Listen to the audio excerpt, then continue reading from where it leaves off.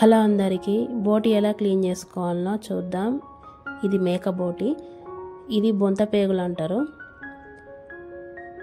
చాలామందికి క్లీనింగ్ అనేది చాలా కష్టంగా ఉంటుంది. ఇది ఈజీగా ఉండాలంటే ఇదిగో ఈ విధంగా బాగా వేడివేడి నీళ్ళు పోసుకోవాలి. వేడివేడి నీళ్ళు పోసుకొని ఈ పేగులన్నీ వేడి నీళ్ళల్లో మునిగేటట్టు చూసుకోవాలి.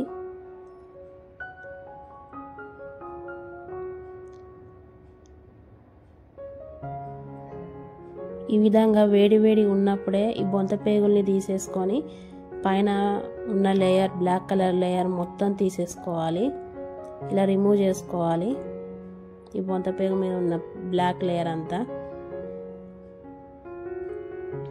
ఈ విధంగా ఒక నైఫ్ కానీ ఒక స్పూన్ కానీ తీసుకొని ఈ విధంగా తీసేసుకోవాలి.